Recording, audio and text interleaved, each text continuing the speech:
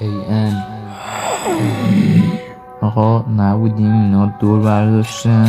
بیگمن سرشون گیج رفته. MR ترکم میکنم آپلود، تو عبر میکنی دانلود، بعد باید ترک میکنم کارلود، باید بزنی ساک وسط فیلم خواهی ما جدید اضافه شد تیک تاک. من هر شب چند ساعت میکنی یک اصلا تو واقعی نیستی، نگاه کیکو یارو میگه منو با خودت در ننداز، با نظرم دکمه سیک تو دیگه اونور این کچ شکارچیو دیگه اونور این کچ شکارچیو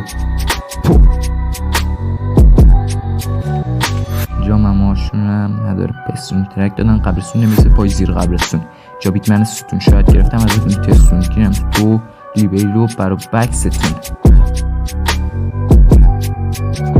تو اصلا تو ما رپو نذاشی بیا بکنمت با پیوی آشی، بهت بگم تو لیبیلت داری نشی، پیدا کردی مش کسخل با اینکه گشتی، از فردام دیگه نداری کشی، قول میدم فردا دم زایشگاه یه کار میکنم بچه رو بخوای، البته اصلا خود میشه گاهی نکنی الان بگوی شبی چقدر میدی بگو که همجا بزنم به کارتت پیری، پیمکش اومد دیدی شب میانم خونمون بعدش فردام میری خوشت اومد قرار بعدی هم چی تو که از خوردن تیر سیری،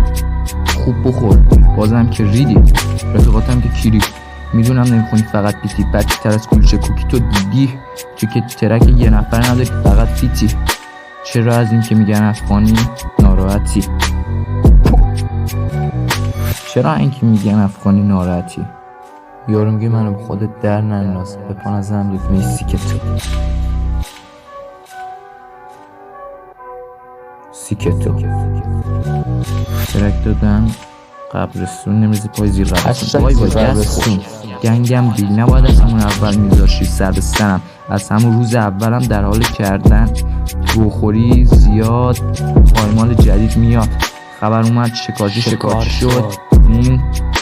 MR که میگاد، این MR که میگاد، نمیدونم چرا خایمال جدید میاد. خب اومدم اینو بگم که خایمال جدید ما هنوز اینجاییم. شکارچی